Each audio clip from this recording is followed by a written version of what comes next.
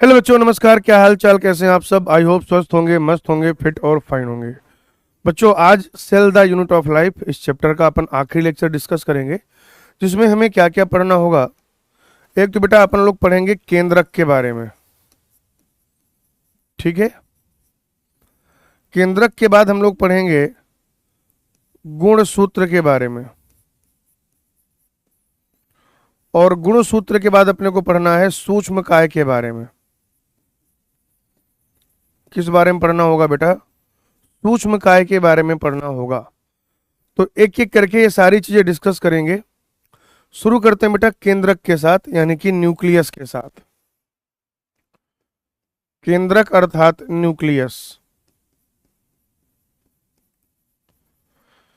केंद्रक के बारे में बेटा अपने को बताया था रॉबर्ट ब्राउन ने 1831 में। Robert brown 1831। ठीक है। अगर आप केंद्रक की संरचना देखें, मैं बोर्ड पे यहां पे बना रहा हूं, आप लोग एक बार स्ट्रक्चर देखिए।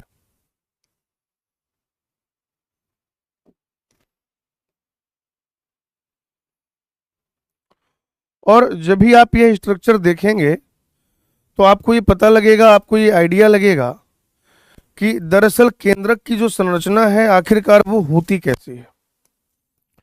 केंद्रक जो है, ठीक है ना, केंद्रक वो किस प्रकार दिखता है, कैसा होता है, ये सारी चीजें आज हम बाहर वाली जो केंद्रक झिल्ली है उससे इंडोप्लाज्मिक रेटिकुलम नहीं बनाएंगे, क्योंकि आज जो हमारा उद्देश्य है वो केंद्रक के बारे में पढ़ना है भाई। ये देखिए इस तरीके से,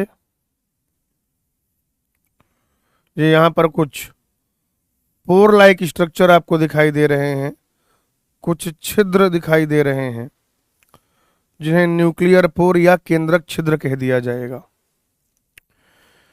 यहां पर एक थोड़ा सा सघन और गोलाकार संरचना पाई जाएगी। सघन और गोलाकार संरचना। और ये जो सघन और गोलाकार संरचना है, इस सघन गोलाकार संरचना को हम लोग क्या कहेंगे? केंद्रिका कहेंगे। केंद्रिका, केंद्रिका कह देंगे बेटा। और ये यहां पर क्रोमेटिन जाल पाया जाएगा। बाकी और भी बहुत सारी चीजें हैं जो इस केंद्रक द्रव्य में उपस्थित होंगी। जो क्या होंगी बेटा? जो इस केंद्रक द्रव्य में उपस्थित होंगी, इस केंद्रक द्रव्य में उपस्थित होंगी बेटा। आइए एक एक करके इन सारी चीजों की बात कर लेते हैं। ये होगी बेटा बाहरी झिल्ली, ठीक है ना, बाहरी झिल्ली। आप देख रहे हैं दोहरी झिल्ली आबद्ध है ये कोशिकांग। और ये हो गई भीतरी झिल्ली, ठीक है ना। एक क्या होगी? बाहरी झिल्ली, और दूसरी क्या हो गई? भीतरी झिल्ली। एक क्या होगी भाई? बाहरी झिल्ली, और दूसरी क्या होगी? भीतरी झिल्ली। ये पूरा मिला के कहा जाता है केंद्रक आवरण। ये पूरा मिला के क्या कह दिया जाएगा बेटा? केंद्रक आवरण कह दिया जाएगा। ये पूरी जो संरचना है दोनों झिल्लियों को मिला के एक साथ, उसे हम न्यूक्लियर इनवलप कह देंगे। क्या कह देंगे बेटा? केंद्रक आवरण कह देंगे। बीच में ये जो स्थान उपस्थित है, ये जो आप देख रहे हैं, इसको कहा जाता है परिकेंद्रकीय स्थान। परिकेंद्रकीय स्थान या परिकेंद्रकीय अवकाश। और इस परिकेंद्रकीय अवकाश का या परिकेंद्रकीय स्थान का व्यास जो होता है वो होता है 10 से 50 नैनोमीटर। 10 से 50 नैनोमीटर होता है भाई, ठीक है। और फिर आप देखेंगे कि ये जो झिल्ली है, ये यहां पर, ये झिल्ली बेटा, ये जब आपस में ऐसे फ्यूज हो जा रही इधर और इधर, तो यहां पे केंद्रक छिद्र बन जा रहा है, केंद्रक छिद्र क्या बन जा रहा है बेटा? केंद्रक छिद्र बन जा रहा है, न्यूक्लियर पोर। केंद्रक छिद्र यानी कि न्यूक्लियर पोर बन जा रहा है। और ये जो न्यूक्लियर पोर है कैसे बनता है ये? आप कहेंगे दोनों झिल्लियों के आपस में संलयित होने से निर्मित। दोनों झिल्लियों के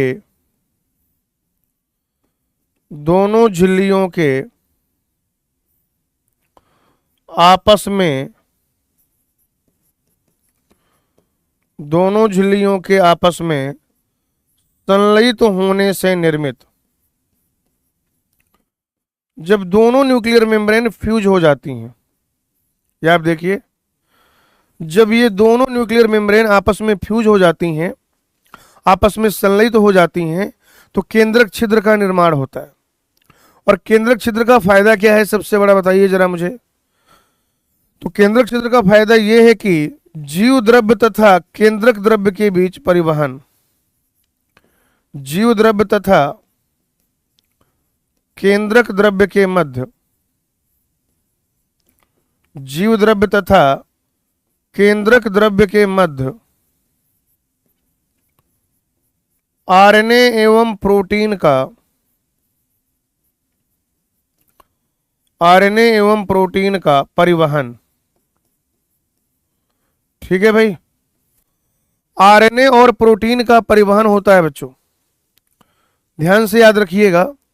जीव द्रव्य और केंद्रक द्रव्य के बीच में आरएनए और प्रोटीन का परिवहन होता है भाई, आरएनए और प्रोटीन का परिवहन। ठीक है ना, आरएनए एवं प्रोटीन का परिवहन। ठीक है जी, याद रखिएगा आप कि यहां जो आरएनए बनेगा केंद्रक द्रव्य में वो जीव द्रव्य में चला जाए, और जीव द्रव्य में जो प्रोटीन संश्लेषित होती है, जीव द्रव्य में जो प्रोटीन का निर्माण होता है, वो प्रोटीन जीव द्रव्य से कहां चली जाए? केंद्रक द्रव्य में चली जाए। अब आप देख रहे हैं कि ये जो साइटोप्लाज्म है और ये जो केंद्रक द्रव्य है, इसके बीच में एक बैरियर उपस्थित है, इसके बीच में एक बाधा उपस्थित है केंद्रक आवरण के रूप में। और यहां पे एक एक नहीं दो दो त्रिपाल लगी हुई है भाई, समझ रहे हो आप? दो दो झिल्लियां हैं। तो कैसे ये आदान प्रदान होगा, कैसे ये ट्रांसपोर्ट होगा, कैसे होगा ये परिवहन? कभी सोचा है आपने? सोचिए। तो नेचर ने क्या व्यवस्था बनाई कि बीच बीच में जो न्यूक्लियर मेम्ब्रेन है ये आपस में फ्यूज हो जाती हैं। ठीक है ना, बीच बीच में क्या होता है कि ये जो केंद्रक झिल्ली आपस में हो जाती है संलयित, तो वहां पर एक छिद्र पनप जाता है, एक पोर डेवलप हो जाता है जो ये ट्रांसपोर्ट कराता है। चलिए, ये हो जाएगा केंद्रक द्रव्य, ये क्या हो जाएगा? पूरा केंद्रक द्रव्य हो जाएगा। और इसी केंद्रक द्रव्य में अगर देखा जाए तो क्या उपस्थित है? आप कहेंगे कि केंद्रिका उपस्थित है, केंद्रिका उपस्थित है, और केंद्रिका के साथ साथ क्रोमेटिन उपस्थित है।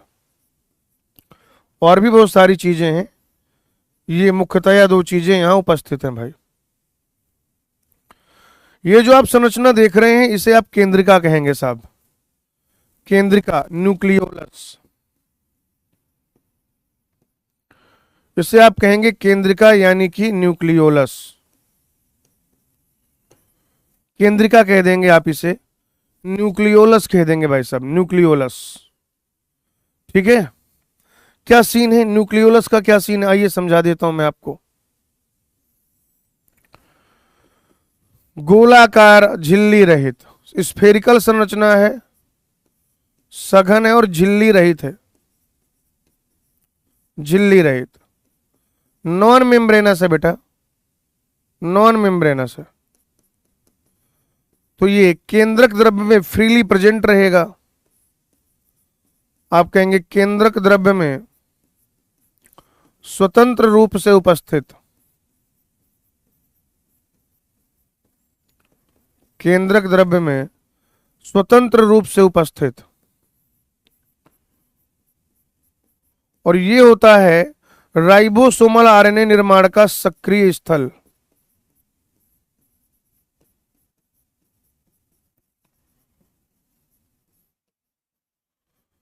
क्या होता है बेटा, ये आरएनए निर्माण का सक्रिय स्थल होता है भाई, सक्रिय स्थल। ठीक है ना, सक्रिय स्थल होता मतलब क्या कहने का है कि राइबोसोमल आरएनए का निर्माण हो रहा है यहां पे दबा के।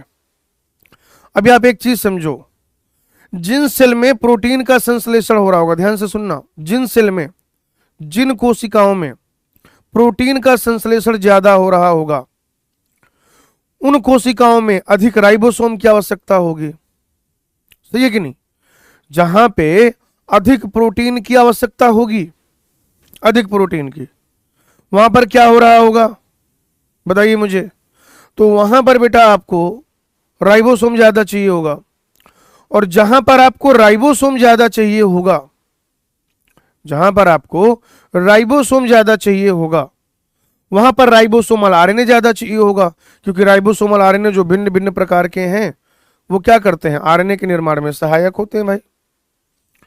भिन्न भिन्न प्रकार के जो राइबोसोमल आरएनए हैं वो राइबोसोम के निर्माण में सहायक होते हैं। तो अगर प्रोटीन का निर्माण हो रहा है ज्यादा तो राइबोसोम चाहिए ज्यादा, तो राइबोसोमल आरएनए भी चाहिए ज्यादा, तो फिर एक शक्तिशाली बड़े आकार का केंद्रिका पाया जाएगा वहां। क्या हो जाएगा? एक बड़े आकार का केंद्रिका पाया जाएगा ऐसी सेल में जो प्रोटीन के संश्लेषण में इंडल्ज है। और ये जो स्ट्रक्चर आप देख रहे हैं ये हो जाएगा क्रोमैटिन थ्रेड, क्रोमैटिन जाल। क्या हो जाएगा भाई? ये हो जाएगा बेटा क्रोमैटिन जाल।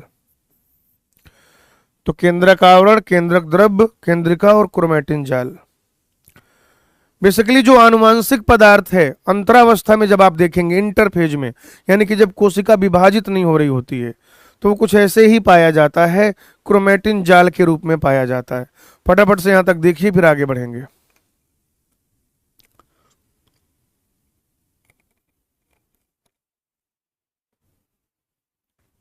फटाफट से देखो भाई।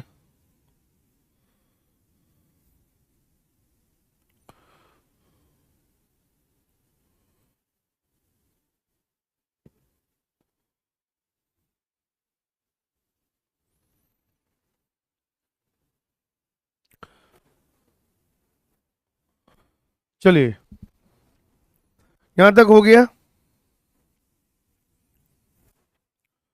आइए मैं आपको ना केंद्रक के संख्या के आधार पर कोशिकाएं किस किस प्रकार की होती वो बता देता हूं। तो एक तो हो जाएगा एक केंद्र की ये कोशिका,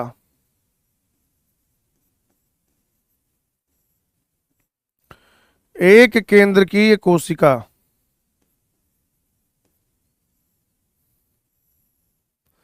एक केंद्र की ये कोशिका।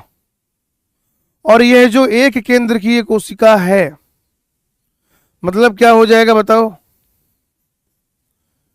एक केंद्रक प्रति सेल, यानी कि एक कोशिका के अंदर क्या होगा बेटा बताओ जरा मुझे? एक कोशिका के अंदर आप देखेंगे कि एक ही केंद्रक होगा, तो ऐसी कोशिका को कह दिया जाता है एक केंद्र की कोशिका, यूनी न्यूक्लिएटेड सेल। क्या कह देते हैं बेटा? यूनी न्यूक्लिएटेड सेल कह देते हैं, यूनी न्यूक्लिएटेड सेल। अच्छा ठीक है भाई। फिर होते हैं बहुकेंद्र की ये कोशिका,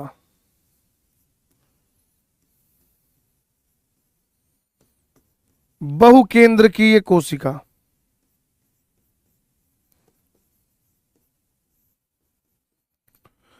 यानी कि एक से अधिक केंद्रक प्रति कोशिका, एक से अधिक केंद्रक प्रति कोशिका।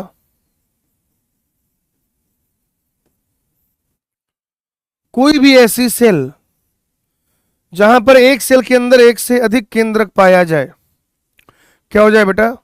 एक कोशिका के अंदर एक से अधिक केंद्रक पाया जाए तो ऐसी सेल को कह दिया जाएगा मल्टी न्यूक्लिएटेड सेल, बहुकेंद्र की ये कोशिका। और बच्चों ये जो बहुकेंद्र की कोशिका, इसके उदाहरण जैसे मैं अगर आपको लिखाना चाहूं, देखिए सामान्यतया तो यही होता है, सामान्यतः आप क्या देखेंगे कि एक केंद्रक प्रति कोशिका, लेकिन अगर आप देखें तो बड़े सारे उदाहरण हैं, जैसे मैं आपको बताऊं बेटा। एक तो हो जाएगा राइजोपस, राइजोपस, पैरामीशियम, पैरामीशियम, नारियल का तरल भ्रूणपोष, नारियल का तरल भ्रूणपोष, टेपिटम की कोशिकाएं, टेपिटम की कोशिकाएं। टेपिटम जानते हो ना, जब एंथर वॉल पढ़ते हो तो जो सबसे इनर मोस्ट लेयर होती है टेपिटम, जो डेवलपिंग पराग को क्या करती है, पोषण प्रदान करती है। कैसी होती है उसकी कोशिकाएं? मल्टी न्यूक्लिएटेड होती हैं। और फिर बेटा आखिरी में पढ़ लेते हैं अकेंद्रकीय कोशिकाएं, अकेंद्रकीय कोशिकाएं।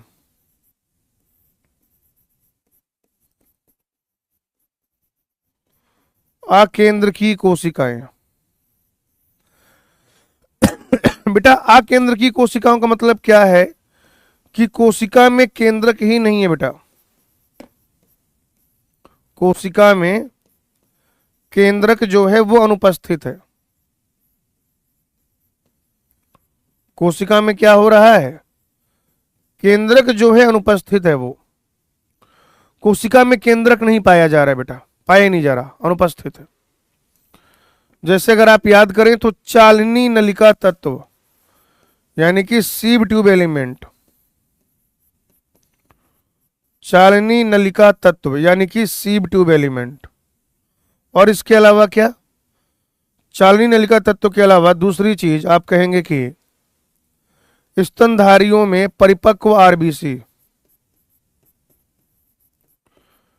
स्तनधारियों में परिपक्व आरबीसी। ठीक है, तो केंद्रक की संख्या कितनी है? एक हो सकती है, और सामान्यतः यही देखा जाता है कि एक कोशिका के अंदर एक केंद्रक होता है। कहीं कहीं पर आप ये भी देखेंगे कि एक कोशिका के अंदर एक से अधिक केंद्रक है। और कभी कभी बेटा ऐसा भी होता है कि केंद्रक होता ही नहीं, अनुपस्थित होता है। केंद्रक जो है होता ही नहीं है, अनुपस्थित होता है वो। ठीक है जी, चलो भाई आगे आ जाओ। अब मैं यहां पर आपको पढ़ा देता हूं केंद्रक के कार्य।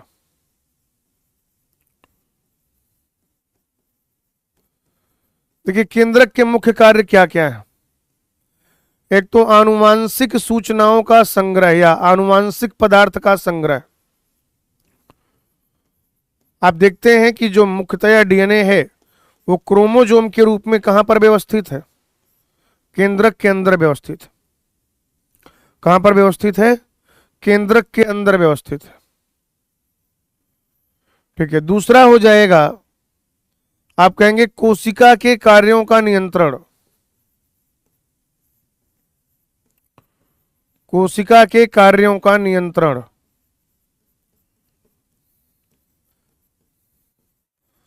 और इसका रोल होता है आनुवांशिकी में, तो यहीं से आप समझ जाइएगा कि आनुवांशिक पदार्थ का संग्रहण होता है। और फिर जब गैमीट ट्रांसफर होता है, न्यूक्लियस ट्रांसफर होता है, तो वो सूचनाएं एक पीढ़ी से अगली पीढ़ी में भी जाती हैं। या सिंपली लिख सकते हैं कि वंशागति में इसका रोल है। बात खत्म। आइडिया अब आपको लग ही जाएगा। डिटेल में तो पूरा चैप्टर पढ़ेंगे ही, वंशागति तथा विविधता के सिद्धांत।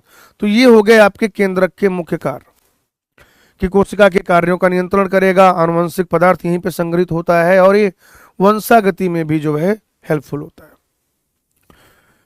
ये न्यूक्लियस के बारे में काम पूरा हुआ। अभी क्रोमेटिन और क्रोमोजोम के बारे में पढ़ेंगे। क्रोमोजोम की संरचना देखेंगे बेटा।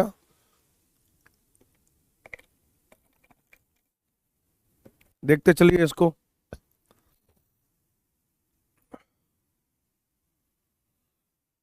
क्लियर है सबको भाई? ये पहले हमने केंद्रक की संरचना देखी, किसने खोजा, कब खोजा, ये देखा।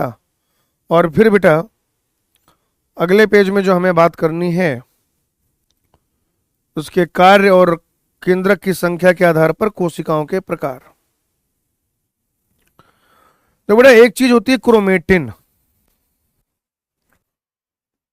क्रोमेटिन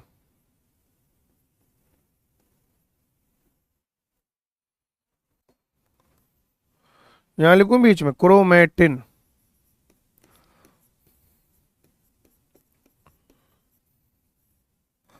और क्रोमेटिन का जब संघनन होता है,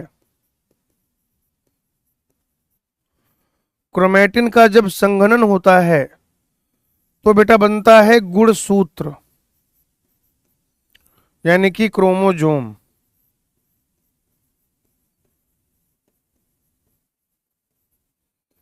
ठीक है ना। क्रोमेटिन का जब संघनन होता है, यानी उसको एक तरीके से दबाया जाता है, संघनित कराते हैं ना, कंडेंस कराते हैं किसी भी चीज को। ऐसे समझो, स्प्रिंग को पूरा पूरा खोल लो तो अभी वो डीकंडेंस्ड है, अभी क्या है वो डीकंडेंस्ड है। और स्प्रिंग को दबा दो, इत्तस कर दो एकदम, यानी अब आपने उसका कंडेंसेशन करा दिया, दबा दिया, उसको संघनित करा दिया। तो जब तक ये थ्रेड लाइक स्ट्रक्चर के रूप में उपस्थित है, ऐसे देखिए जरा, जब तक ये ऐसे धागे नुमा संरचना के रूप में उपस्थित है तब तो ये क्रोमेटिन है। लेकिन अगर ये संघनित हो जाए तो ये गुणसूत्र है। बोलो, अगर ये धागे जैसी संरचना के रूप में उपस्थित है तब तो ये क्रोमेटिन है, लेकिन अगर इसका संघनन हो जाए तो ये क्या है भाई, गुणसूत्र है। क्रोमेटिन शब्द दिया था फ्लेमिंग ने।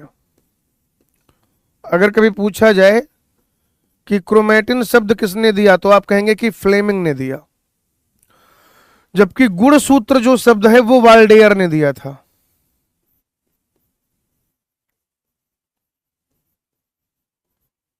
गुणसूत्र जो शब्द है वो दिया था वाल्डेयर ने। किसने? वाल्डेयर ने। जबकि क्रोमेटिन शब्द दिया था फ्लेमिंग ने। क्या होता है ये क्रोमेटिन? आप कहेंगे अंतरावस्था में, अंतरावस्था में कोशिका का आनुवांशिक पदार्थ।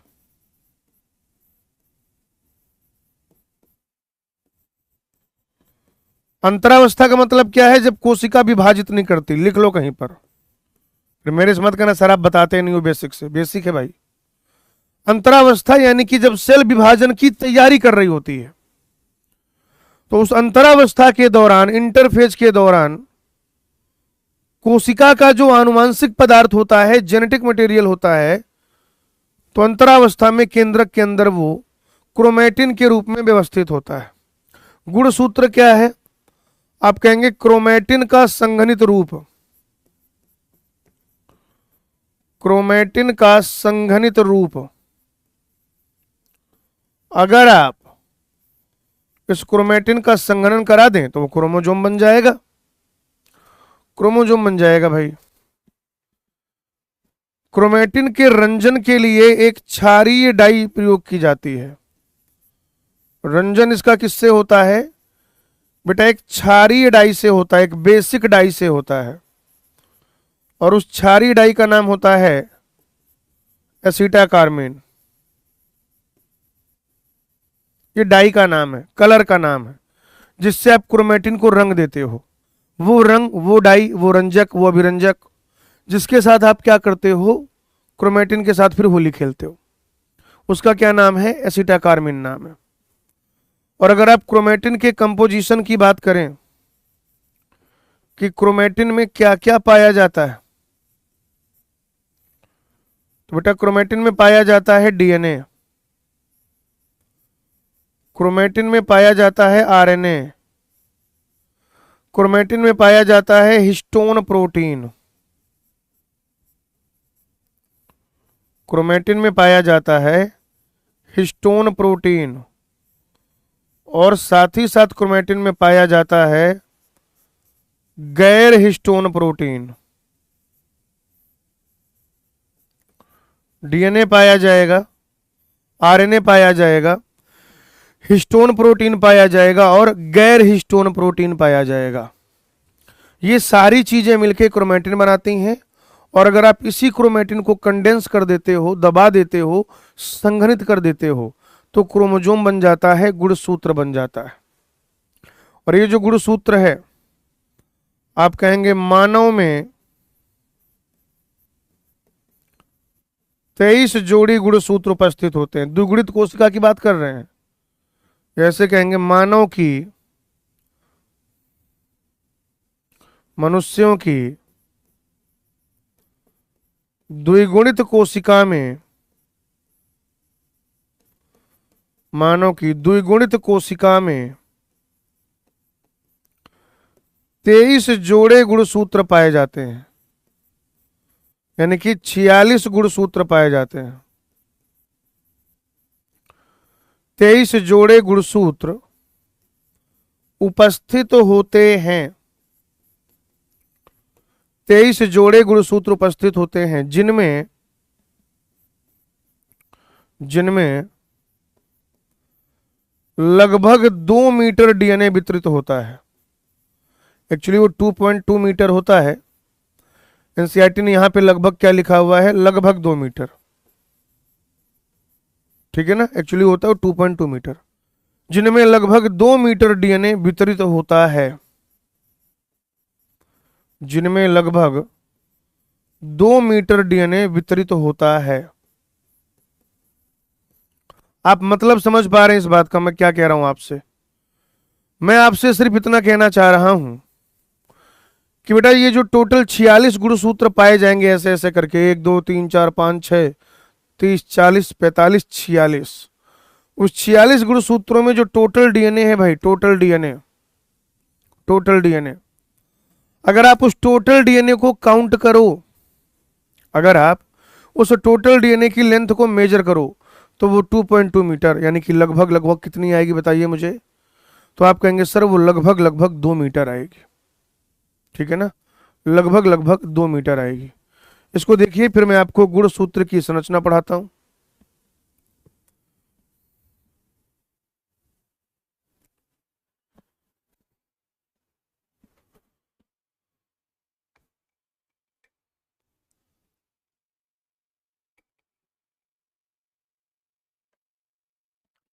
चलिए, इसके बाद अगर अपन देखें गुणसूत्र का स्ट्रक्चर कैसा होगा बेटा, तो एक जो गुणसूत्र का स्ट्रक्चर आप लोगों को बताया जाता है, हालांकि मैं भी वही बताने वाला हूं, कि सवाल तो इसी हिसाब से होंगे ना।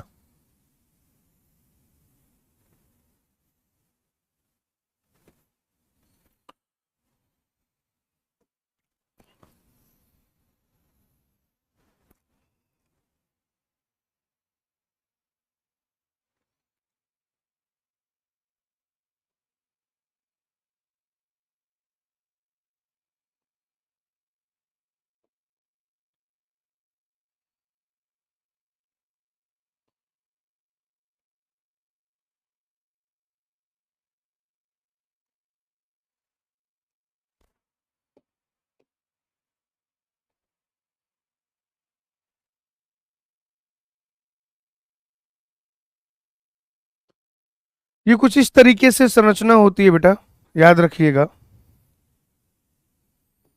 इसमें से जो इतना पार्ट है, इसको कह दिया जाता है एक अर्ध गुणसूत्र या क्रोमैटिड। हिंदी में कहते हैं एक अर्ध गुणसूत्र, इंग्लिश में कह दिया जाता है क्रोमैटिड। इतने को कह दिया जाएगा क्रोमैटिड भुजा।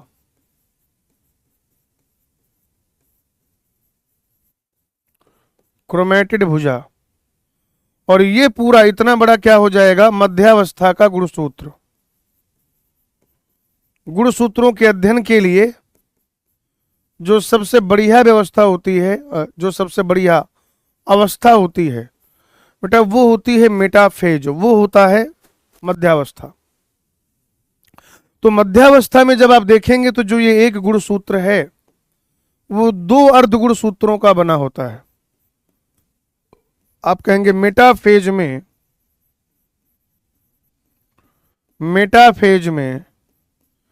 एक गुणसूत्र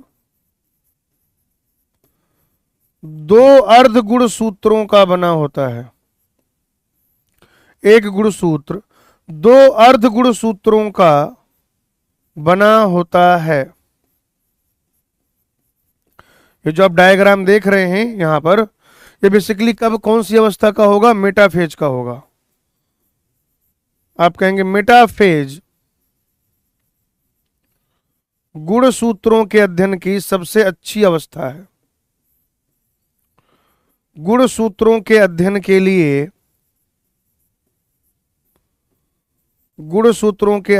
लिए सबसे अच्छी अवस्था होती है। सबसे अच्छी अवस्था होती है। यानी कि अगर आपको क्रोमोजोमल स्टडीज करनी है, अगर आपको क्रोमोजोम्स के बारे में पढ़ना है, तो जो सबसे बढ़िया स्टेज है, जो सबसे बढ़िया अवस्था है, वो कौन सी है बताइए मुझे। तो बेटा वो जो सबसे बढ़िया अवस्था है वो हो जाएगी मेटाफेज। अब एक एक चीज को देखिए।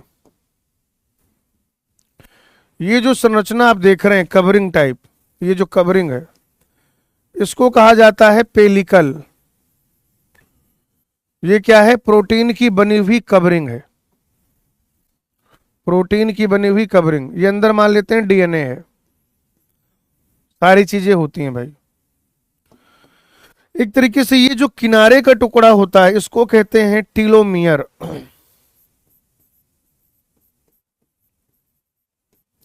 टीलोमियर, किनारे का जो टुकड़ा है उसे क्या कहते हैं? टीलोमियर कहते हैं। टीलोमियर, टीलोमियर कहेंगे भाई, किनारे का टुकड़ा है। और यहां पर जो डीएनए होता है ना, उसमें ग्वानिन का अधिक होता है।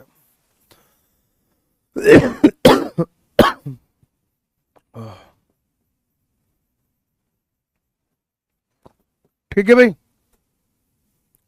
ये जो टीलोमेरिक डीएनए है, यानी कि टीलोमियर के रीजियन में, ये जो टीलोमियर वाले हिस्से में डीएनए है, इसमें ग्वानिन नाइट्रोजन बेस ज्यादा पाया जाता है। डीएनए में क्या ज्यादा पाया जाता है?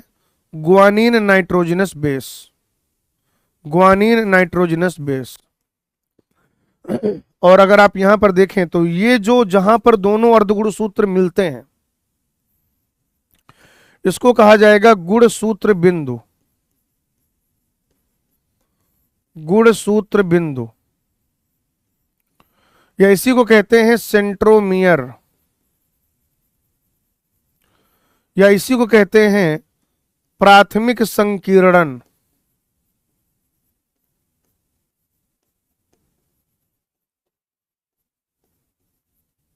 ठीक है भाई।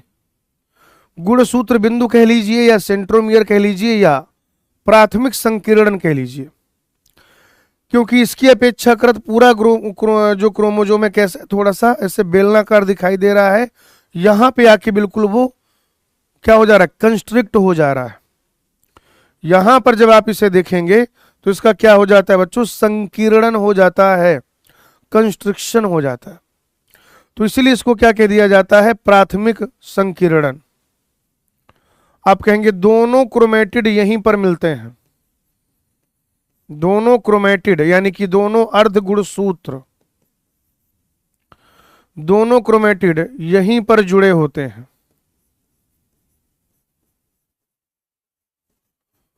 दोनों क्रोमेटिड यहीं पर जुड़े होते हैं। जब आप देखेंगे बेटा तो दोनों क्रोमेटिड क्या हैं? देखो ये वाला अर्धगुणसूत्र और ये अर्धगुणसूत्र यहीं पर तो जुड़े हुए हैं।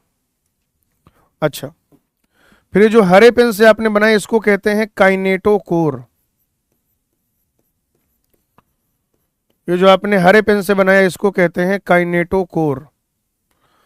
और बच्चों काइनेटोकोर को क्या कह दिया जाएगा? सेंट्रोमियर का आवरण कह दिया जाएगा। क्या कह दिया जाएगा भाई? सेंट्रोमियर का आवरण। सेंट्रोमियर का आवरण कह देंगे बेटा। क्या कह देंगे? सेंट्रोमियर का आवरण। अच्छा, यहां पर कुछ एक चीजें हैं जो मैं आपसे डिस्कस करना चाहूंगा। जैसे आप कहेंगे कि मध्यावस्था में एक गुणसूत्र में, मध्यावस्था में एक गुणसूत्र में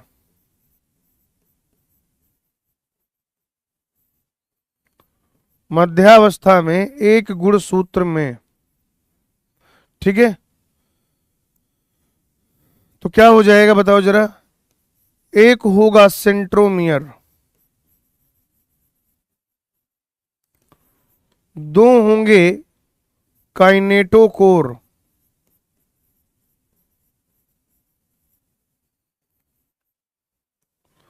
दो होगा क्रोमेटिड यानी कि अर्धगुणसूत्र, चार होगा भुजा और चार होगा टीलोमियर।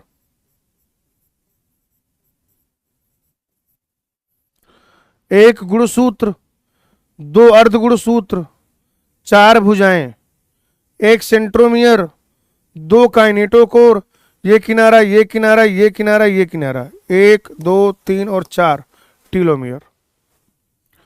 तो मध्यावस्था के दौरान वहां पे क्या है? एक सेंट्रोमियर पाया जाएगा, दो काइनेटोकोर पाए जाएंगे, दो क्रोमेटिड पाए जाएंगे, चार भुजाएं उपस्थित होंगी और चार टीलोमियर उपस्थित होंगे। चार क्या उपस्थित होंगे बेटा? चार यहां पर प्रेजेंट होंगे टीलोमियर। फटाफट से संरचना देखिए फिर आगे बढ़ेंगे। जल्दी से देखो बेटा,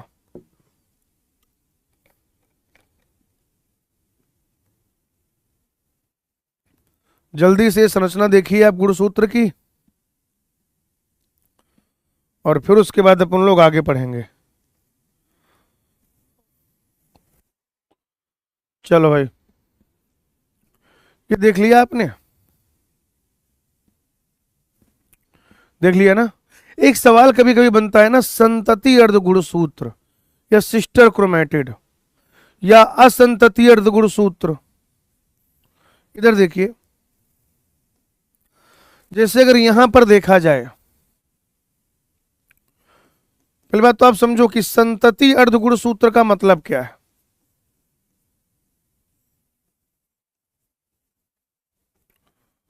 संतति अर्धगुणसूत्र या इंग्लिश में कह देंगे सिस्टर क्रोमेटिड।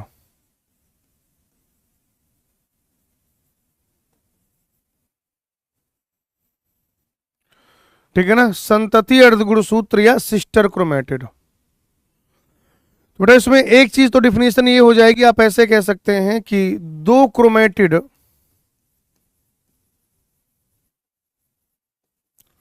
दो क्रोमेटिड जो एक ही सेंट्रोमियर पर जुड़े हों,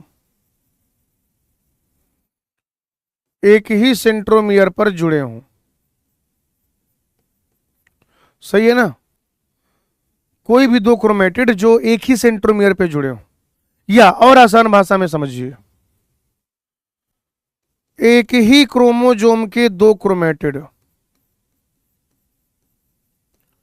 एक ही क्रोमोजोम के दो क्रोमेटिड। बेटा एक क्रोमोजोम के जो दो क्रोमेटिड होते हैं, एक क्रोमोजोम के जो दो क्रोमेटिड होते हैं, वो आपस में क्या होते हैं? सिस्टर क्रोमेटिड होते हैं, संतति अर्धगुणसूत्र होते हैं। जैसे मान लीजिए यहां पर मैंने ऐसे दो गुणसूत्र बनाए, ये ऐसे ऐसे बनाए भाई मैंने आपस में, ये दो गुणसूत्र हैं भाई जी। ये यहां पर क्या है? ये हैं दो गुणसूत्र, ठीक है ना? अब इनके नाम दे देते हैं।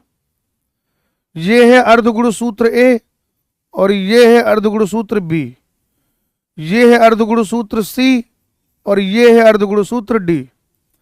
भाई मेटाफेज में एक क्रोमोजोम के दो क्रोमेटिड होते हैं। मेटाफेज की अवस्था में एक क्रोमोजोम के होते हैं बेटा दो क्रोमेटिड। मेटाफेज की अवस्था में एक गुणसूत्र के होते हैं दो अर्धगुणसूत्र। तो ये ए और बी यहां से अगर आप देखें तो ए और बी आपस में क्या होंगे बताइए जरा, ए और बी आपस में क्या होंगे?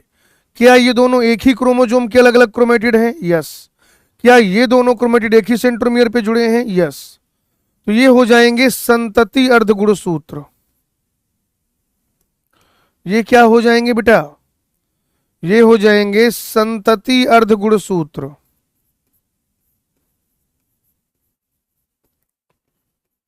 संतति अर्धगुणसूत्र। सी और डी वो आपस में क्या हो जाएंगे? तो भाई सी और डी भी आपस में क्या हो जाएंगे? संतति अर्धगुणसूत्र।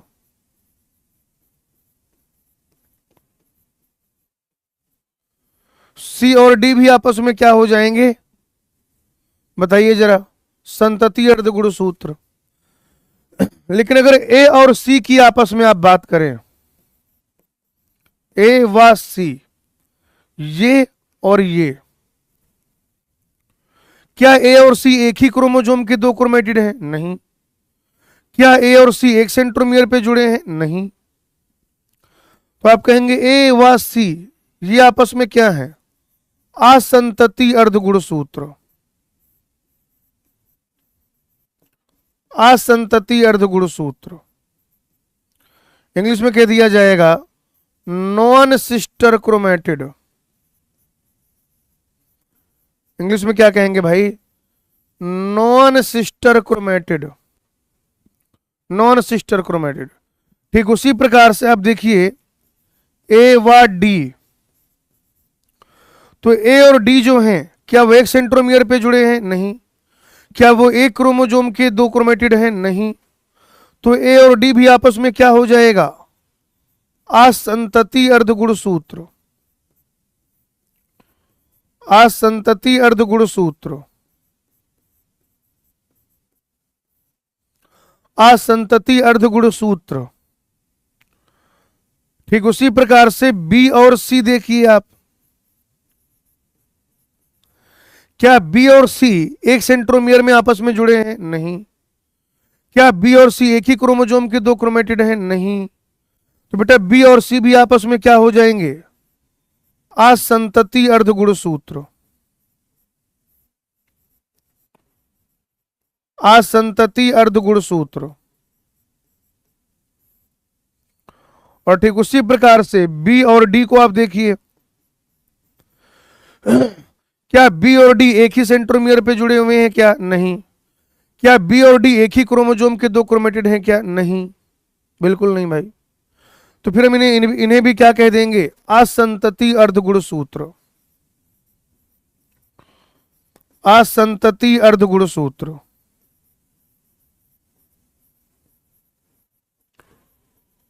असंतति अर्धगुणसूत्र। क्या मतलब हुआ इसका असंतति अर्धगुणसूत्र का? बताइए जरा मुझे। कि ऐसे दो क्रोमेटिड जो एक सेंट्रोमियर पे नहीं जुड़ते हैं या जो अलग अलग क्रोमोसोम के हैं, बात खत्म, सिंपल। और संतति अर्धगुणसूत्र जो एक ही सेंट्रोमियर पे जुड़ते हैं या फिर एक ही क्रोमोसोम के जो दो क्रोमेटिड हैं उन्हें आपस में क्या कहा जाता है? संतति अर्धगुणसूत्र कहा जाता है, सिस्टर क्रोमेटिड कहा जाता है। क्लियर है भाई? सिस्टर क्रोमेटिड और नॉन सिस्टर क्रोमेटिड, संतति गुणसूत्र और असंतति गुणसूत्र, ये क्लियर है सबको? बढ़िया, देखते चलिए भाई, देखते चलिए।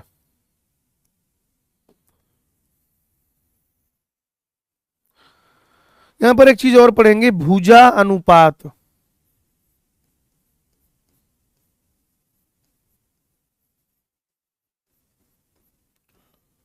यानी कि आर्म रेशियो।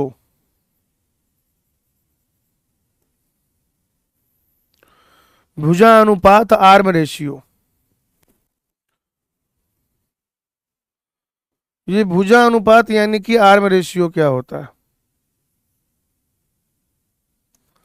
अब जैसे मान लीजिए इधर सेंट्रोमियर है, सेंट्रोमियर है भाई।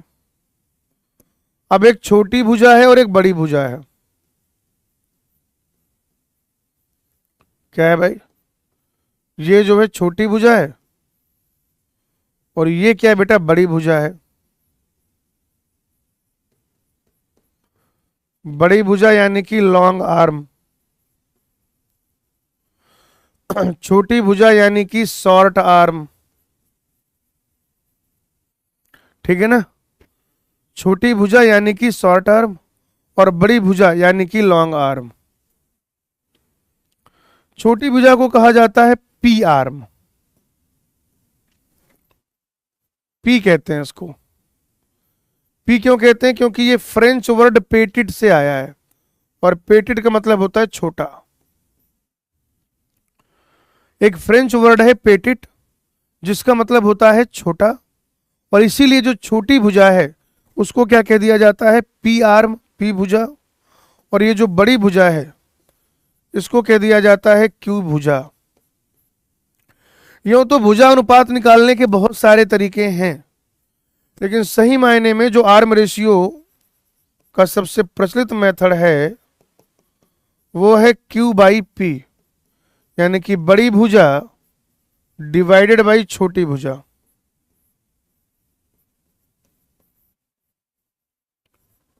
Q arm divided by P arm. बड़ी भुजा ऊपर रखेंगे और छोटी भुजा नीचे रखेंगे। क्लियर है बच्चों, इस तरीके से भुजा अनुपात निकाला जाता है। ठीक है ना, जैसे अगर आप देखें मध्य केंद्रीय गुणसूत्र का जो भुजा अनुपात है वो 1 होता है। मध्य केंद्रीय गुणसूत्र का भुजा अनुपात होता है 1। मध्य केंद्रीय गुणसूत्र का भुजा अनुपात 1 होता है। मध्य केंद्रीय गुणसूत्र का भुजा अनुपात 1 होता है, याद रखिएगा भाई।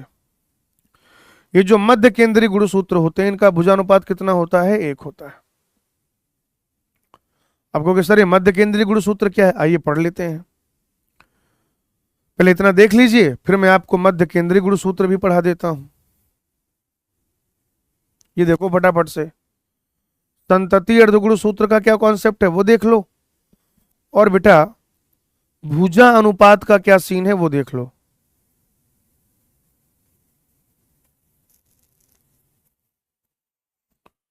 भुजा अनुपात का क्या सीन है वो देख लो आप।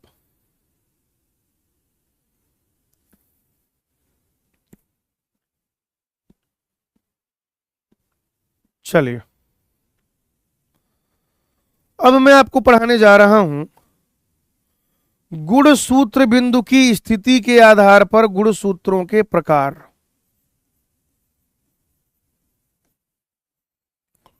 गुणसूत्र बिंदु के, गुणसूत्र बिंदु का मतलब क्या हो जाएगा बताओ, सेंट्रोमियर।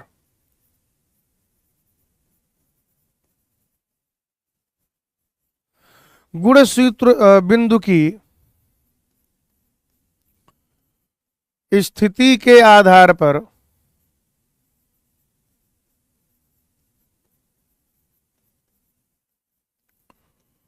गुणसूत्र बिंदु की स्थिति के आधार पर गुणसूत्रों के प्रकार।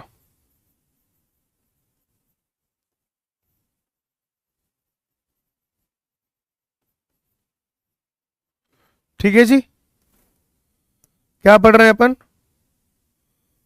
कि गुणसूत्रों की गुणसूत्र के बिंदु की स्थिति के आधार पर गुणसूत्रों के प्रकार। अगर आप इसको देखेंगे तो आपको पता चलेगा कि ये 4 प्रकार का होता है। पहला प्रकार होता है मध्य केंद्रीय गुणसूत्र।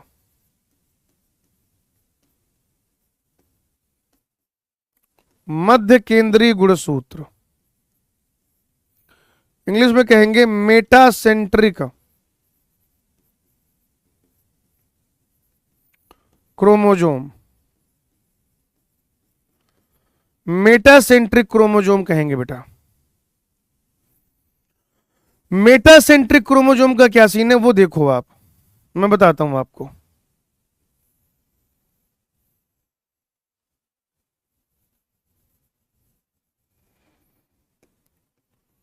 ये मान लो क्या है, पी आर्म है और ये क्या है, क्यू आर्म है।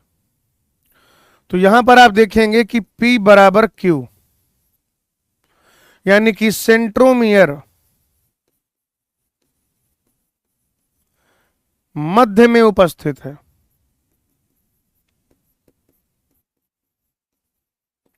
सेंट्रोमियर जो है, सेंट्रोमियर वो बिल्कुल एकदम बीचों बीच उपस्थित है, कि यहां पर जो P और Q आर्म आए वहां पे बड़ी छोटी का कोई सीन ही नहीं होगा। भाई इस बिंदु से इधर जितनी लंबाई, इस बिंदु से उधर इतनी लंबाई। फिर भी अगर हमें P और Q नाम देना पड़े, फिर भी यदि हमें P और Q नाम देना पड़े तो आप क्या देखेंगे, आप ये देखेंगे कि P बराबर Q, यानी कि सेंट्रोमियर जो है वो बिल्कुल मध्य में उपस्थित है, एकदम बीचों बीच उपस्थित है। और अगर सेंट्रोमियर ये जो बिल्कुल बीचों बीच उपस्थित होता है तो फिर ऐसे गुणसूत्र को अपन कह देते हैं मध्य केंद्रीय गुणसूत्र या मेटासेंट्रिक क्रोमोसोम। इसका जो भुजा अनुपात है, भुजा अनुपात,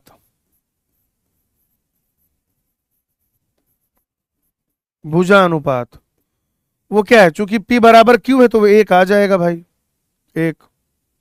अच्छा, आप कहेंगे एनाफेज में यह वी शेप का दिखाई देता है।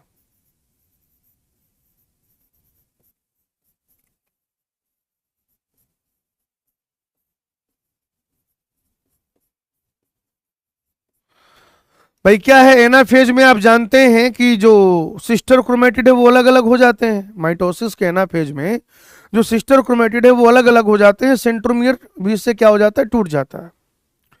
तो जब ये पोल की ओर जा रहे होते हैं, जैसे यहां से बीच से पकड़ के उठाओ, किसी भी चीज को ऐसे बीच से पकड़ के उठाओ तो जितना वो इधर होगा उतना ही इधर होगा, है ना। ऐसे उठाओगे आप तो जितना वो इधर होगा उतना ही इधर होगा, सही है कि नहीं भाई। तो जब आप एनाफेज में इसको देखेंगे तो ये वी शेप का दिखाई देता है। कैसा दिखाई देता है, वी शेप का, वी शेप का दिखाई देता है बेटा। दूसरा देखिए, ये तो क्या हो गया, मध्य केंद्रीय। आइए अगला देख लेते हैं। अगला होता है, अगला टाइप हो जाएगा उपमध्य केंद्रीय, उपमध्य केंद्रीय गुणसूत्र, यानी कि सब मेटासेंट्रिक,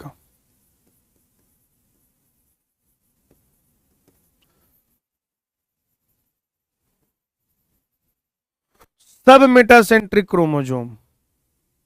अब इसमें क्या सीन है, देखो जरा ऐसे, इसमें क्या है, ये पी आर्म है और ये जो है ये क्यू आर्म है,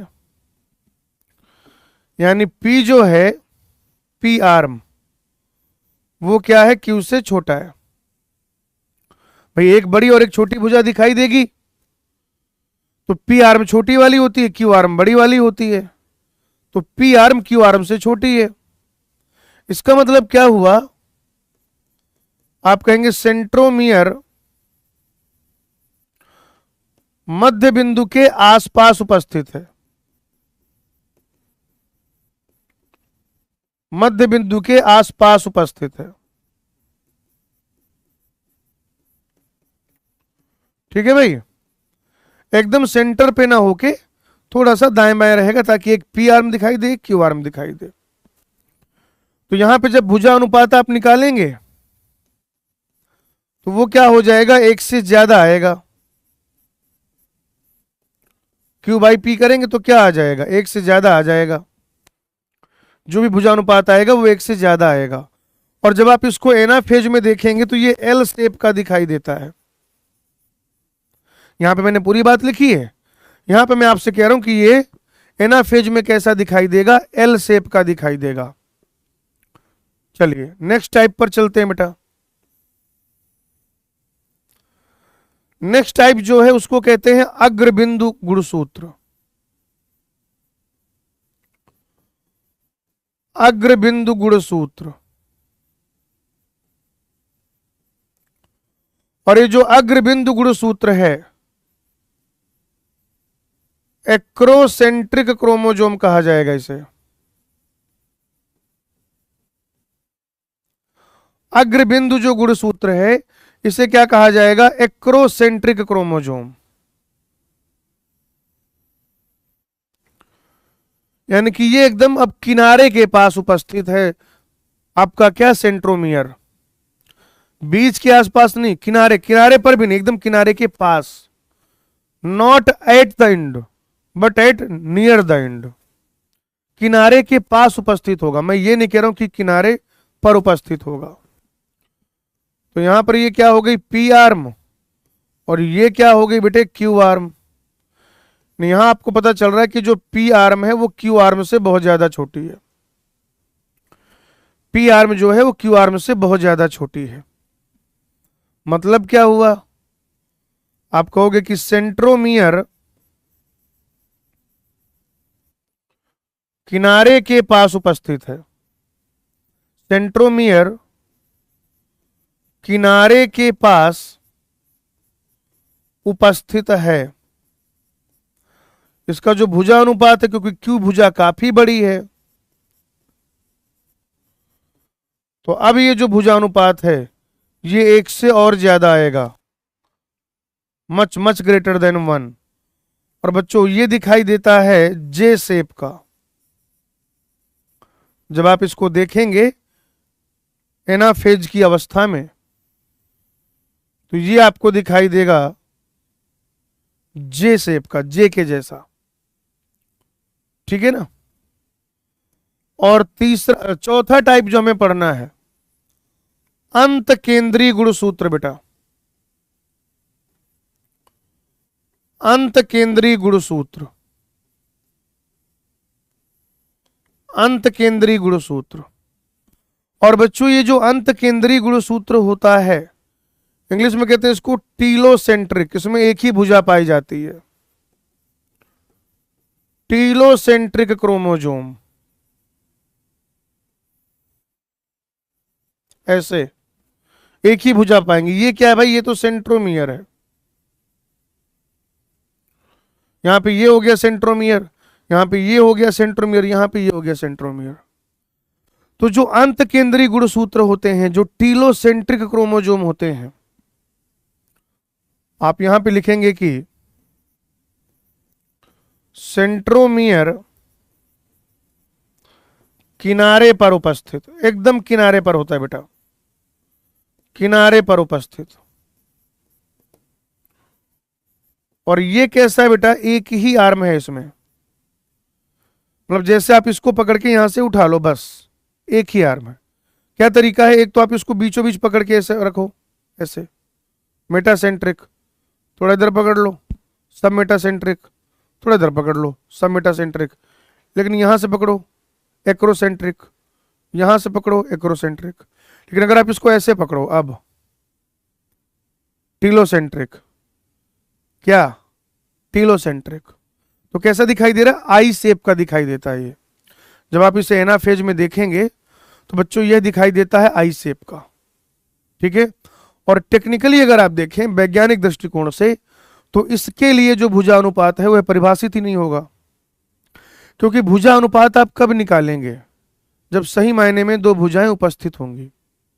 क्या अंत केंद्रीय गुणसूत्र में दोनों भुजाएं हैं? नहीं है। एनसीईआरटी में अंत केंद्रीय गुणसूत्र का जो डायग्राम है वो थोड़ा सा गलत बना है, थोड़ा सा गलत बना है। चलो बच्चों इसको फटाफट से देखो और फिर हम लोग देखेंगे इसके बाद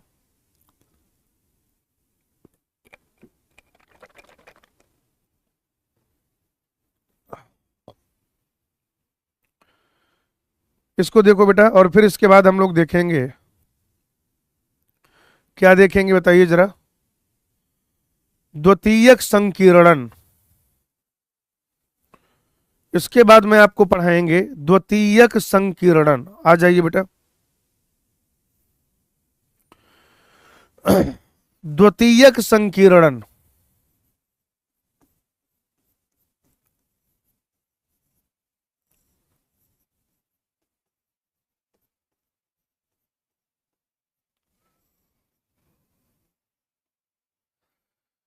इंग्लिश में कह दिया जाता है सेकेंडरी कंस्ट्रक्शन।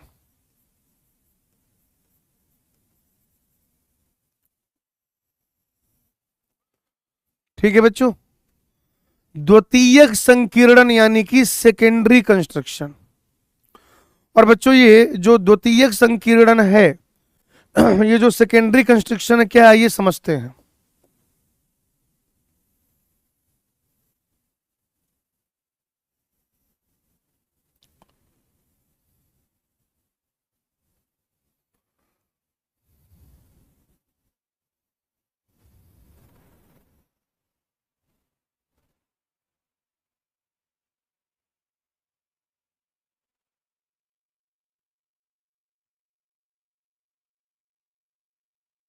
ठीक है ये इस तरीके से क्या हो गया बाहर से आपने देखा तो क्रोमोजोम हो गया,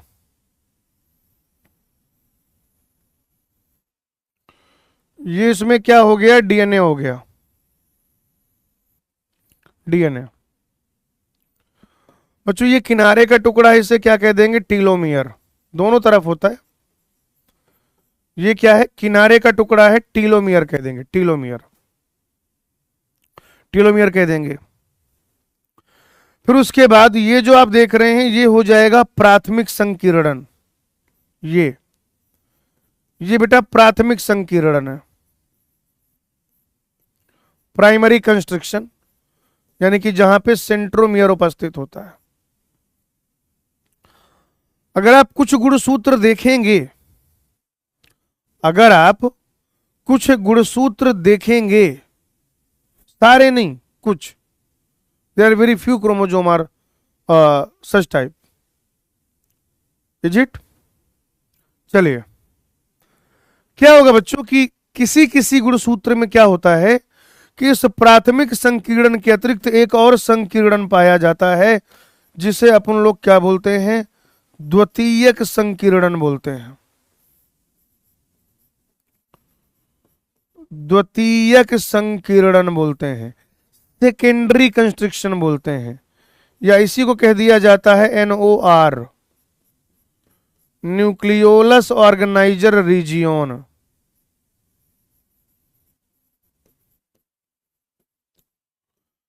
NOR कह दिया जाता है भाई, न्यूक्लियोलस ऑर्गेनाइजर रीजियन। और क्रोमोजोम का वो हिस्सा जो इस सेकेंडरी कंस्ट्रक्शन के बाद बचता है उसे कह दिया जाता है सैटेलाइट,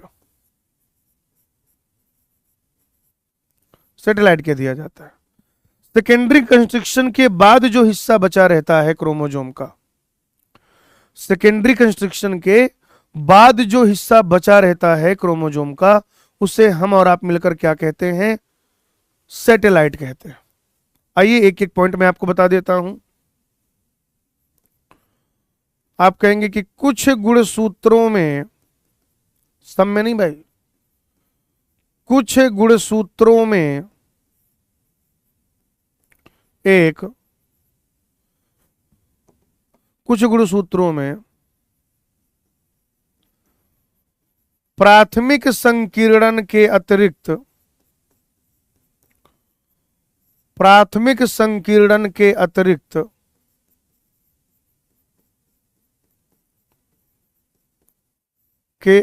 भी संकीर्णन के अतिरिक्त भी संकीर्णन पाया जाता है, पाया जाता है, जिसे द्वितीयक संकीर्णन कहते हैं, जिसे द्वितीयक संकीर्णन कहते हैं।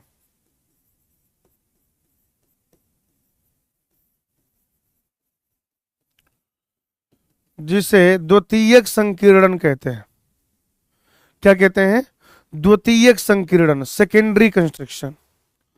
और ये जो सेकेंडरी कंस्ट्रक्शन है ना, इसे कहा जाता, मतलब ये नॉन स्टैंडिंग पार्ट है, यह एक गैर अभिरंजित क्षेत्र होता है,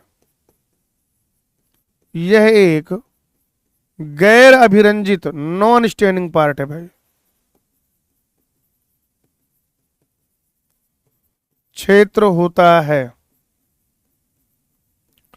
कैसा क्षेत्र होता है बेटा, तो आप कहेंगे जो सेकेंडरी कंस्ट्रक्शन है ये एक गैर अभिरंजित क्षेत्र है, non staining part, non staining part है बेटा। इसके अलावा आप कहेंगे कि सेकेंडरी प्राथमिक द्वितीयक संकीर्णन, द्वितीयक संकीर्णन यानी कि सेकेंडरी संकीर्णन के बाद का क्रोमोसोम का हिस्सा, क्रोमोसोम का हिस्सा या भाग सैटेलाइट कहलाता है, सैटेलाइट कहलाता है। ठीक है भाई, क्रोमोसोम का वो हिस्सा जो इस द्वितीयक संकीर्णन के बाद उपस्थित है, हम उसे क्या कहते हैं, सैटेलाइट कहते हैं। बेटा सैटेलाइट डीएनए अलग चीज है, और जब मॉलिक्यूलर बेसिस ऑफ इनहेरिटेंस में पढ़ेंगे तो सैटेलाइट डीएनए अलग चीज है, याद रखिएगा। और बच्चों अगर आप ह्यूमन की बात करें, अगर आप मानव की बात करें, अगर आप ह्यूमन यानी मानव की बात करें, तो जो गुणसूत्र संख्या है, गुणसूत्र संख्या 13, 14, 15, 21 व 22, यानी जैसे 1 से लेकर 23 तक जोड़े पाए जाएंगे, पहला, दूसरा, तीसरा, चौथा, पांचवा, छठवां, सातवां, आठवां, नौवां, 10वां, 11वां, 12वां, 15वां, 16वां, 17वां, 18वां, 19वां, 20वां, 21वां, 22वां, 23वां।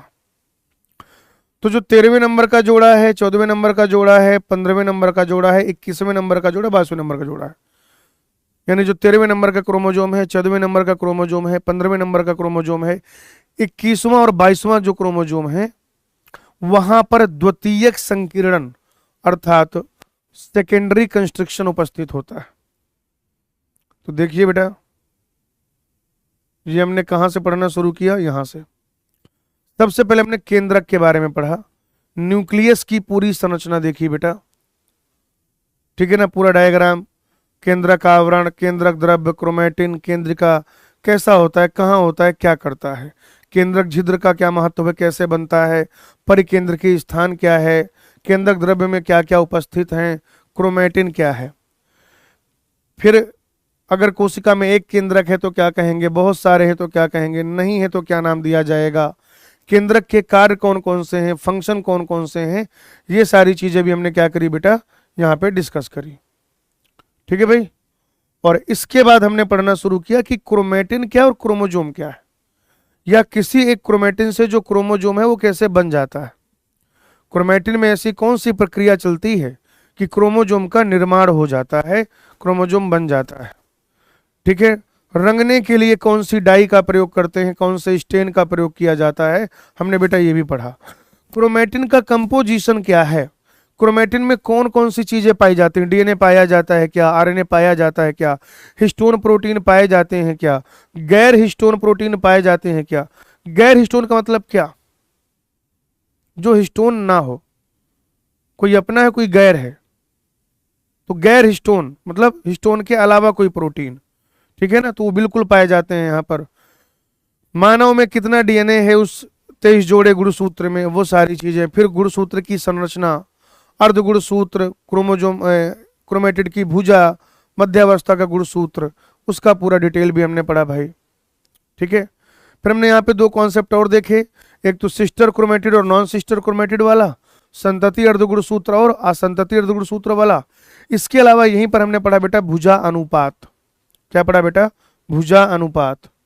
फिर हमने गुणसूत्र बिंदु की जो स्थिति है कि क्रोमोसोम में सेंट्रोमियर कहां पर है, इस बेसिस पर क्रोमोसोम का क्लासिफिकेशन किया, 4 तरीके का है, मध्य केंद्रीय, उपमध्य केंद्रीय, अग्र बिंदु और अंत केंद्रीय। ये वी शेप का दिखाई देगा, ये एल शेप का दिखाई देगा, ये जे शेप का, ये आई शेप का, जब आप इसे एनाफेज में देखेंगे। यहाँ पर दोनों भुजाएं बराबर है, यहाँ पी छोटा है क्यू बड़ा है, यहाँ पे पी बहुत छोटा है क्यू बहुत बड़ा है, यहाँ पे एक ही आर्म है। क्यों, क्योंकि जो सेंट्रोमियर है वो एकदम है किनारे पर उपस्थित है। और फिर हमने पढ़ा सेकेंडरी कंस्ट्रक्शन, कि सेकेंडरी कंस्ट्रक्शन को और क्या कहते हैं, उसके बाद वाले हिस्से को क्या कहते हैं, या ह्यूमन में जो सेकेंडरी कंस्ट्रक्शन है वो कहाँ कहाँ कौन कौन से क्रोमोसोम में पाया जाता है। क्लियर मित्रों, बढ़िया। सुनो अब, एक चीज और पढ़ेंगे यहां पर, सूक्ष्म काय यानी कि माइक्रो बॉडीज। समरी से ठीक ऊपर 2 लाइन पड़ी हुई है। समरी जब इस चैप्टर की शुरू होती है एनसीईआरटी में, उसके ठीक ऊपर ये आपको लिखा हुआ मिलेगा सूक्ष्म काय यानी कि माइक्रो बॉडीज। 2 बातें याद रखिए, मैं ज्यादा नहीं पढ़ाऊंगा इसके बारे में, एनसीईआरटी में है भी नहीं। एक तो ये कि ये एकल झिल्ली आबद्ध होते हैं। कैसे होते हैं भाई? एकल झिल्ली आबद्ध। और दूसरा, पादप कोशिका व जंतु कोशिका दोनों में उपस्थित होते हैं। पादप कोशिका व जंतु कोशिका में उपस्थित।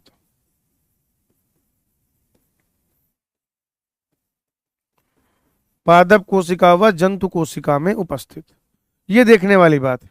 देखिए ये जो सूक्ष्म काय होते हैं, ये जो माइक्रो बॉडीज होते हैं, ये भी बेटा अलग अलग प्रकार के होते हैं। जैसे ग्लाइऑक्सीसोम है, जैसे परऑक्सीसोम है, जैसे स्फीरोसोम है। तो जब आप और अंदर जाएंगे तो हो सकता है कि कोई एक सा ऐसा भी हो जो केवल प्लांट में ही पाया जाए, या ऐसा भी हो सकता है कि दोनों में पाया जाए। लेकिन अगर आप पूरा डिटेल में मतलब अंदर नहीं जा रहे हैं, इसका क्लासिफिकेशन नहीं कर रहे, इसके टाइप नहीं पढ़ रहे हैं, आप सिर्फ कह रहे हैं सूक्ष्म काय। आप क्या कह रहे हैं? सिर्फ और सिर्फ आप सूक्ष्म काय ही कह रहे हैं, माइक्रो बॉडीज भी कह रहे हैं। तो कुछ ऐसे माइक्रो बॉडीज होते हैं जो उपस्थित होते हैं प्लांट सेल में, कुछ ऐसे होते हैं जो प्लांट एनिमल दोनों में। तो अगर आप ओवरऑल देखेंगे तो जो सूक्ष्म काय हैं, ये जो माइक्रो बॉडीज हैं, कहाँ पर है? प्लांट सेल में भी पाया जाता है। और बेटा प्लांट सेल के साथ साथ आप ये देखेंगे कि ये एनिमल सेल में भी पाया जाता है। एनिमल सेल में भी पाया जाता है। सिंगल मेम्ब्रेनस है कि डबल मेम्ब्रेनस है कि नॉन मेम्ब्रेनस है? तो आप कहेंगे एकल झिल्ली आबद्ध होता है, सिंगल मेम्ब्रेनस होता है। कैसा होता है बेटा? सिंगल मेम्ब्रेनस होता है ये। और आप देखिए हम लोगों ने कहां से शुरू किया था ये चैप्टर पढ़ना। इस पहले हमने क्या किया, इस चैप्टर का जो परिचय है वो पढ़ा। परिचय के बाद बेटा हमने सेल थ्योरी के बारे में पढ़ा, सेल का कोशिका का समग्र अध्ययन, फिर कोशिका की आकृति और उसका आकार, फिर उसके बाद प्रोकैरियोटिक सेल, उसमें जीनोफोर, प्लाज्मिड, फिर उसके बाद सेल वॉल और उसके रूपांतरण, उसमें ग्राम पॉजिटिव ग्राम नेगेटिव के बारे में पढ़ा थोड़ा सा, ठीक है। कैप्सूल के बारे में पढ़ा, स्लाइम लेयर की यानी ग्लाइकोकैलिक्स के जो दोनों पार्ट है उनके बारे में पढ़ा। उसके बाद हमने मीजोजोम पढ़ा, क्रोमेटोफोर पढ़ा, ठीक है। क्रोमेटोफोर के बाद बेटा हमने इंक्लूजन बॉडी राइबोसोम पढ़े, सिलिया, फ्लैजला और फिम्बरी पढ़ा। फिर यूकैरियोटिक सेल पे आए, प्लांट सेल एनिमल सेल के अंतर देखे, कोशिका झिल्ली पढ़ी, कोशिका भित्ति पढ़ी, फिर अंतः झिल्लिका तंत्र जिसमें ईआर, गोल्जी बॉडी, लायन काय, राजधानी पढ़ा। माइटोकॉन्ड्रिया के बारे में पढ़ा। माइटोकॉन्ड्रिया के बाद बेटा हमने पढ़ा लवक के बारे में। लवक में हमने अवर्डी लवक पढ़ा, वर्डी लवक पढ़ा और हरित लवक पढ़ा। राइबोसोम के बारे में पढ़ा, साइटोस्केलेटन, सेल स्केलेटन, साइटोपंजर, कोशिका पंजर के बारे में पढ़ा। मोटेलिटी देता है सेल को, स्ट्रक्चर मेंटेन करता है उसका सेल शेप का, और क्या करता है? यांत्रिक सहायता देता है। फिर हमने तारक काय और तारक केंद्र के बारे में पढ़ा। फिर हमने पढ़ा पछमाभ और कसाब के बारे में। उसके बाद न्यूक्लियस पढ़ा आज हमने, क्रोमोजोम के बारे में पढ़ा, क्रोमेटिन के बारे में पढ़ा, सेकेंडरी कंस्ट्रक्शन क्या होता है वो पढ़ा, और सबसे एंड में हमने क्या पढ़ लिया बताइए जरा? सबसे एंड में हमने पढ़ा सूक्ष्म काय यानी कि माइक्रो बॉडीज। यानी कि कोशिका की खोज किसने की थी, वहां से ये जो सिलसिला शुरू हुआ था, वहां से ये जो प्रक्रिया शुरू हुई थी, फाइनली ये हमारा चैप्टर पूरा हो गया है। अब थोड़ा सा, ये पहला चैप्टर था तो ज्यादा ही मैंने आराम आराम पढ़ाया है, थोड़ा सा, ज्यादा नहीं, मैं 2-5% थोड़ा सा स्पीड तो नहीं, ड्यूरेशन बढ़ा दूंगा, ठीक है ना। और अपना कल जो है नया चैप्टर शुरू होगा, कोशिका चक्र एवं कोशिका विभाजन, ठीक है ना। नया चैप्टर शुरू करेंगे। बहुत सारे बच्चों ने यकीन का जो मॉड्यूल है उसकी एक्सरसाइज आपने सॉल्व कर ही ली होगी, और अगर नहीं भी की है तो बेटा कर लीजिए, ठीक है ना। ये सारी एक्सरसाइज आपको पूरी की पूरी करनी है, कंप्लीट। हालांकि 2 और 3 तो मैं आपको पहले ही दे चुका था, एक्सरसाइज 2 और 3 में आपको पहले ही कह चुका था कि पूरा कर लेना है, लेकिन 1 और 4 भी कर लीजिएगा। इसके अलावा अगर आप कोई डीपीपी पेंडिंग है तो वो सॉल्व कर लीजिए, और एनसीईआरटी एक बार जरूर पढ़ लीजिएगा, क्योंकि पूरा चैप्टर तो मैंने आपको पढ़ा ही दिया है। अब आपने सिर्फ एक काम करना है, और वो भी कौन सा बेटा? एनसीईआरटी रीडिंग का, है कि नहीं? सही बात है। चलिए बाकी हंसते रहिए, मुस्कुराते रहिए, पढ़ते रहिए, लिखते रहिए, लेक्चर रिवाइज करते रहिए, डीपीपी सॉल्व करते रहिए, एनसीईआरटी रीडिंग करते रहिए। आपका ध्यान अपने लक्ष्य पर बनाए रखिए और हमेशा ध्यान रखिए, जब तक फोड़ेंगे नहीं तब तक छोड़ेंगे नहीं। आज की कथा यहीं तक, आगे I will take it on next class. Thank you, धन्यवाद।